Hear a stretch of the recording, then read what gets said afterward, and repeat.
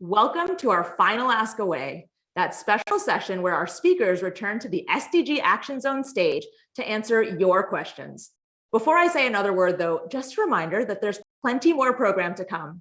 We'll be sitting down with UN Deputy Secretary General Amina Mohammed in a little while, followed by a performance from Grammy winner Angelique Kidjo. And we're also closing out this year with a very special Action Zone after show, where we'll get the amazing minds behind all of this together to talk about the highs and the hard parts, the whole incredible journey of making the SDG Action Zone a reality. All to say, don't go anywhere. I'm also very pleased to say we have the results of our final polls, and these were all about action. 51% of you say we need a fundamental systemic shift to fight climate change, essentially that we're going too slow and may not even be on the right path. That is definitely a majority. In terms of who most urgently needs to act to save the planet, a third of you say it's civil society, and a third say it's governments, with just 18% saying businesses need to act. That feels like a bit of a growth area to me. And 45% of you are currently investing in sustainable energy, which is good, but could certainly be better. So that's a goal for all of us. And with that, let's get to your questions. First up, I have a question for Patricia Espinosa, Executive Secretary of UN Climate. Patricia, what is your opinion on the chances of reaching net zero emissions by 2050 and what needs to be done? And that question comes from Mauricio Lopez Dardan in Argentina. Thank you, Nadira, and thanks to Mauricio for this very important question. I think that first point I would like to make is that science is telling us that the 1.5-degree goal is still within reach. The IPCC report, the latest IPCC report, was very clear about that. And in order to keep this 1.5-degree goal alive, we need to get to neutrality by 2050. So I believe there is still this window of opportunity. Now, that's the good part of the story. The worrying part of the story, of course, is the fact that that window of opportunity is closing very soon. So I'm very glad to hear from your polls that people are really looking at this as one of the highest priorities and that are acknowledging that we are not moving as fast as we should. And they're ready to be in the fight with you, as we talked about in the big picture session as well. Now I want to go to Laitanya Balai Jandam, Indigenous environmental activist at the Climate Reality Project in Indonesia, who is in the lightning talk, Indigenous Perspectives on Planetary Health. This question comes from Mitin Sandrine Ya in Cameroon. Many people think the fight against climate change is the problem of governments or a particular group of people. How can we make them understand it needs everyone on board in order to mitigate the effects of these changes? Laitanya? Thank you. I think one of the biggest and most powerful tool that we can use is actually storytelling and narrative, especially coming from an Indigenous perspective. I think it's all about trying to get our narratives out there and making people understand where we are coming from, the actual challenges and problems that we are facing on a daily basis, and making sure that they understand the urgency of the action that we need to take right now. And I think storytelling is a very powerful tool that we can use in order to achieve that. Because the data is all there, but it's the stories that people really connect to in the end. This is actually a perfect place to go to Adiam Gafu, Chief Operating Officer of Arts Help, who is in the In Conversation, Arts Guiding the Way to the SDGs. Adiam, how and why can art help move mindsets, actions, and accountability? Thank you for that question. So art in itself is an act of freedom, but it could also be an act of rebellion. And I feel like art is a great way for people to have a universal language to speak. So in order to be able to change minds, hearts, you need to be able to speak the same language. And I think that art as a vehicle for social change allows people to have an understanding of, really big picture ideas, but also bring it down to a way that's very digestible, and they're able to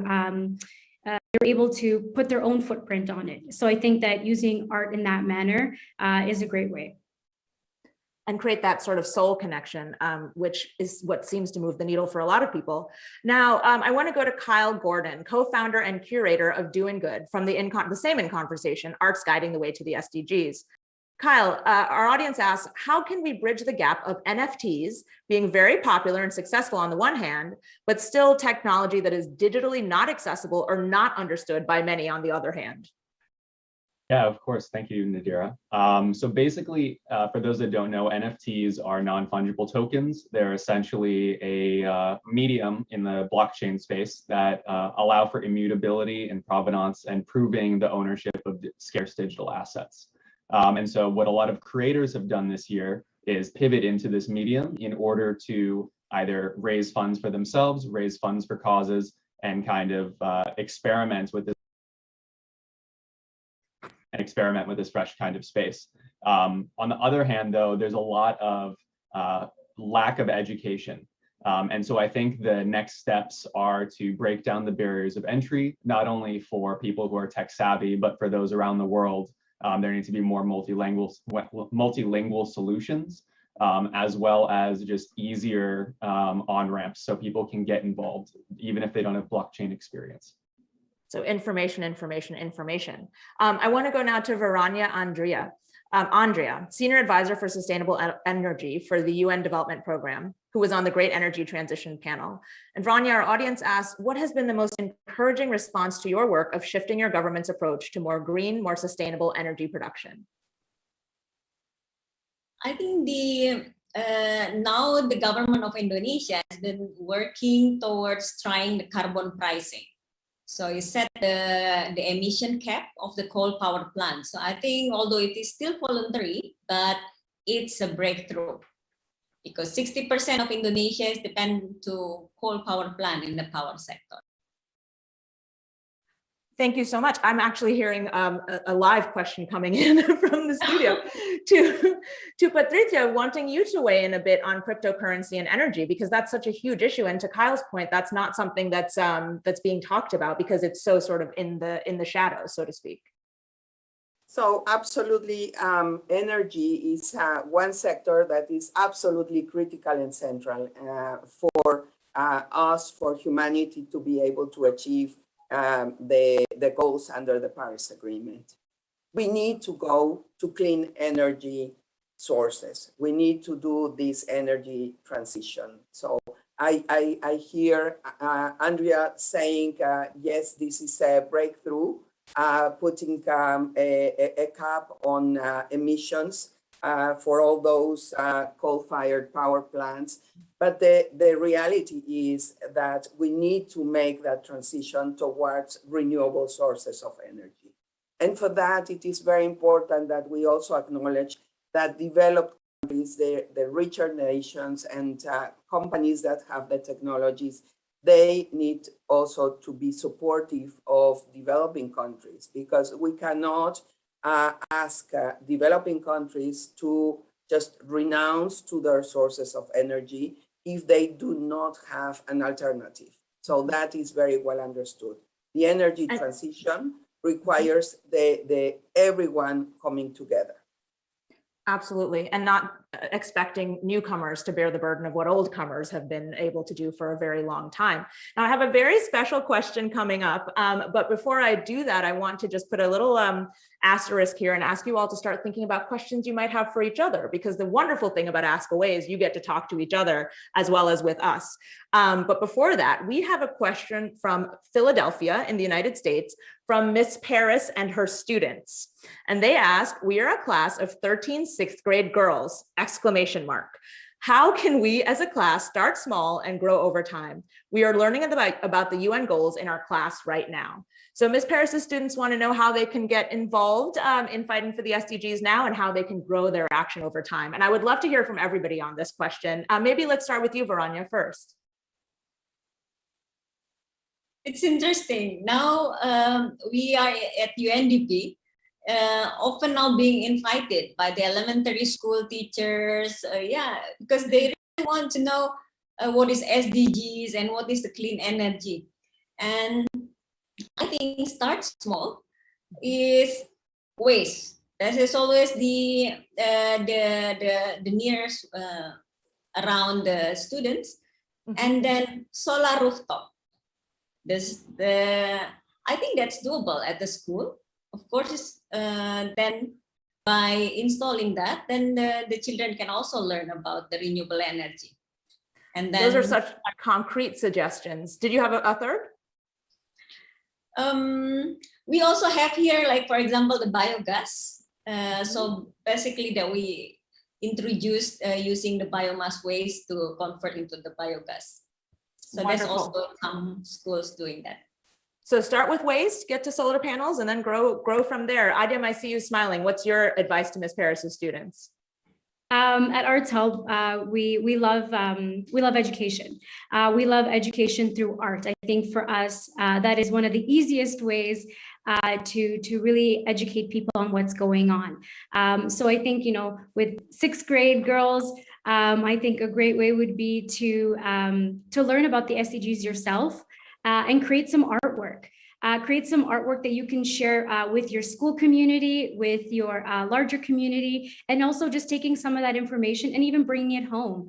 I think that the best way is to take what you learn and pass it along to as many people as possible, and art is a great way to do that.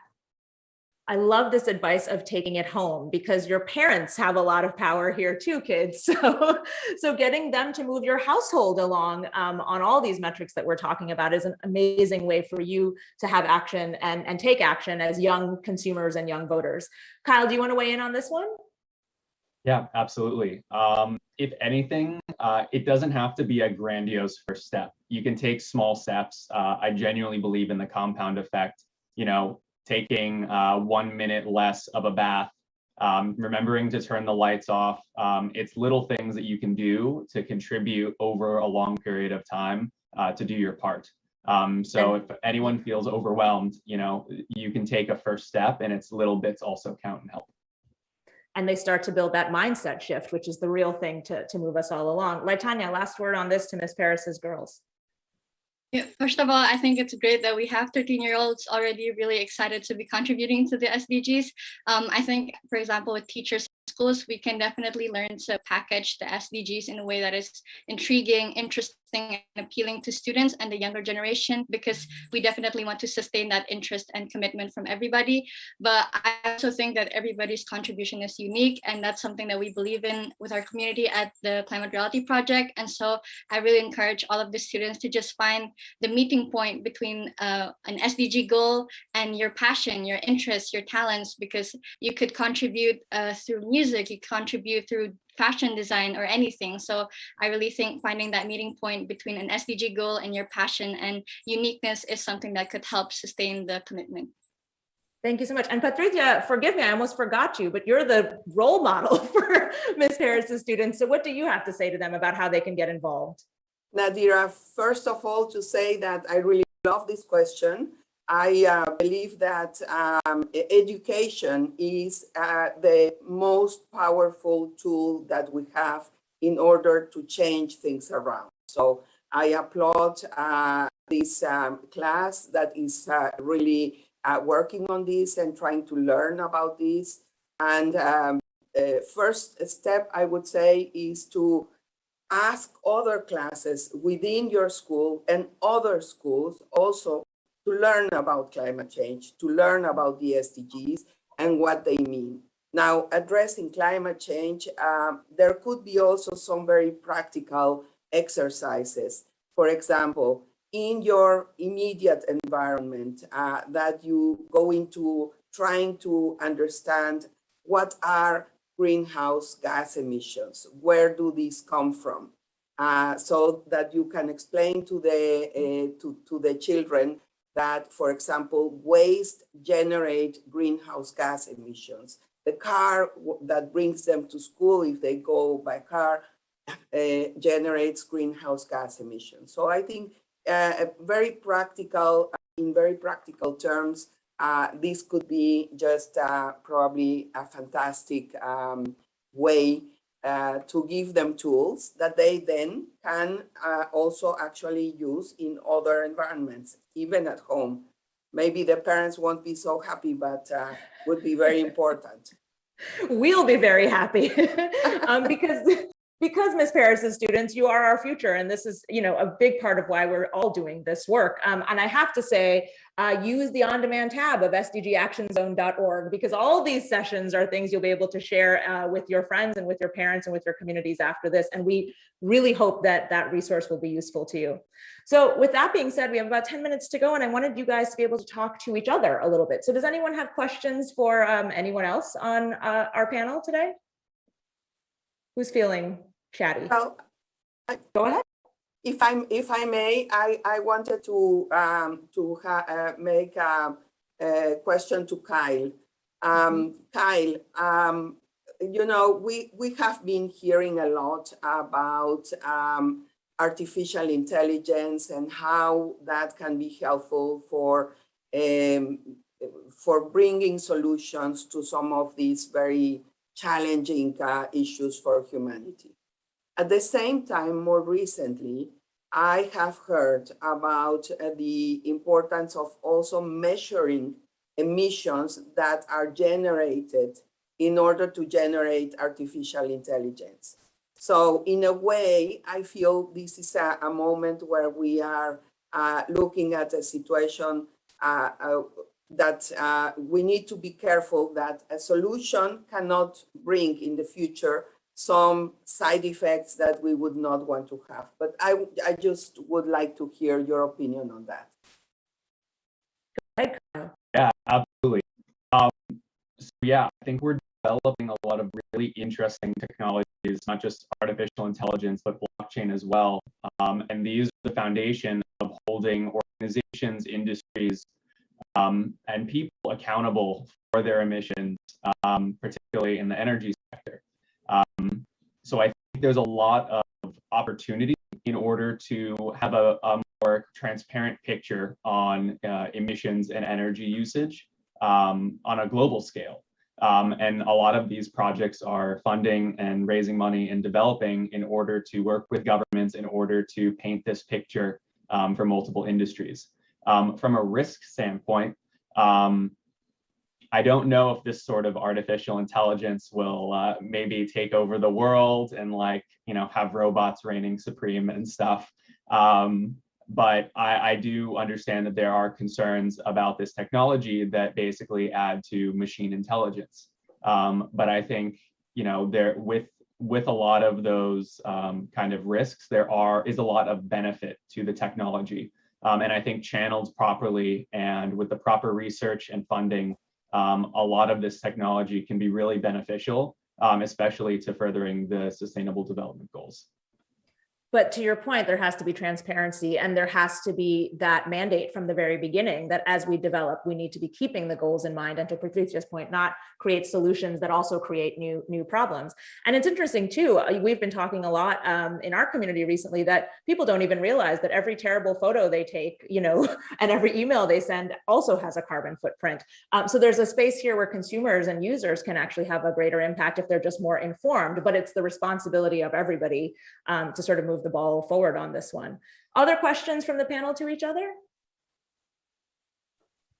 Well, I'll ask questions if you don't want to. I actually wanted to go in the other direction to the analog space, because one of the things that we've been really struck by is how amazing so many of our young storytellers have been in the Action Zone, but it's a difficult thing for the average person to get excited about or to feel comfortable being that vulnerable. And so for Latanya and Adiam, I wonder if you could weigh in a little bit on how we encourage the average sort of social media user to get to the place of vulnerability that you need to sort of express some of the things that we're talking about, to tell your personal story in a way that can reflect on the SDGs, or even to be brave enough to encourage other people to take action. How do we get comfortable with that? Whether it's through art or through storytelling, as you talked about, Latanya, which is its own art, of course. Adiam, do you want to start? I see you smiling. Absolutely. I think one of the first things that anybody could do is find your community. Find a community of people that really resonates with you. We believe that all forms of art, whether traditional or non-traditional, are valid. And so by creating safe spaces online as well, you're able to really connect with people that make you feel safe enough to feel vulnerable in your art, in your work. So I think one, like I said, finding your community, but also engaging with them. Once you're comfortable enough, putting yourself out there in a place where people really understand, your art and what you're doing, is going to lead you to be able to feel more vulnerable outside of your community as well. Yeah, Thank and you. just Go ahead. Yeah, just to add on that, I think people need to understand that your stories are meaningful and impactful as well. Because, for example, with me, seeing other Indigenous activists speaking about their stories in their communities, that really moved and inspired me to speak about mine. So I think understanding that you can build connections through being vulnerable and through sharing your stories is such an important part in taking that step to open up and sharing your narrative out there. Thank you so much. And Varanya, we had a question for you about just the balance of energy versus sustainability, because in certain, as we talked about or touched on earlier, there are certain places where access is still so difficult and isn't a reality. And yet we are at the point where we're expecting those people to do it sustainably and to take a step back in some ways from being able to use energy and have energy in the way that so much of the developed world has for ages. So how do you balance those two priorities of creating access, but being able to do it sustainably and explaining to people why that's so important? I think what we can do, and we have been doing so far, is addressing the basic need, the gap of the basic needs. So it's not merely about the renewable energy, but what is actually the basic need that's still missing in that community. And then we introduce the technology of the renewables as a way to solve their problem. So it can be for the electricity, can be to pump water, can be for the health facility. But then in the same time, when they depend on that source of the electricity that comes from the renewables, because addressing their basic needs, basically, then the process can be sustainable as well, because they will take care and maintain that facility. So that's how we combine. Which is wonderful. You're starting from there as a baseline and making it a net benefit from the very beginning, which is wonderful to hear. I just want to go around the horn with everybody before we wrap in a few minutes to hear something you haven't had a chance to say during this SDG Action Zone that you want to say. What's your sort of last word to us, or a takeaway you really want us to hold on to coming out of this incredible 3 days? Who's feeling motivated first? Kyle, I'll go to you. Yeah, I guess I would say, particularly in the digital space for creators, there's so many amazing resources available online. I know myself and so many colleagues learned most of the things we knew from YouTube, from Googling. There's so many powerful tools available online if you want to be creative, tell your story, and learn, and including in the blockchain space as well. You can be conscious and mindful about the work you're producing, and do so in a way that can actually help and promote the SDGs. Thank you. And you have more knowledge than anybody ever has had access to in all of history. I mean, that is huge. And sometimes I think we forget it. Adiam, what about you? What's something you want folks to take away and hold on to coming out of this week, or something you haven't had a chance to say yet? I think it's really important for people to understand that with their art also comes a great responsibility. There's a responsibility, one, to educate yourself, but also to pass that knowledge around. It's really important to make sure that the work that you put out into the world has meaning, but also meaning to you. And also just making sure that it's very relevant to where you're from. I think that's the best way to also educate your own community, because once you can educate your community, it also is it's a ripple effect in itself. So making sure that art is at the forefront of what you're doing as well. Wonderful. Varanya? I think SDG has 17 goals. There are many. So start any passion that you have. Pick one and do something that you believe can contribute. So diversify, everyone can do. There's room for us all in the agenda. Thank you for that. Latanya? Yeah, I just wanted to share actually how hopeful I feel after these 3 days, especially to have platforms like the SDG Action Zone for us to share our commitment and our values together to bring a better place in the world. And for Indigenous communities especially, I think we are living in a very hopeful time where we are seen and we are heard. So I'm hoping that we see more investments and inclusions, especially for Indigenous communities all over the world, to be able to contribute, especially in the climate space. We hope so too, and we are going to do everything we possibly can to make that a reality. And last word on this to Patricia. Thank you, Nadira. You will not be surprised maybe if I say that my message is COP26 in Glasgow this November has to be a success. So my call is to all of you to please use all the platforms that you have available in order to try to influence decision makers and people that will be really there pushing this agenda to deliver a good, balanced, successful outcome that gives hope to humanity. Take ownership and take action. Thank you so much, everyone. I think it's fair to say Ask Away has been an awesome addition to the SDG Action Zone lineup, and we sincerely hope you're all going to keep these conversations going in person, over email, in the DMs, all the places. Which reminds me, of course, keep posting, and don't forget to use hashtag SDG Action Zone and hashtag For People for Planet so we can follow along.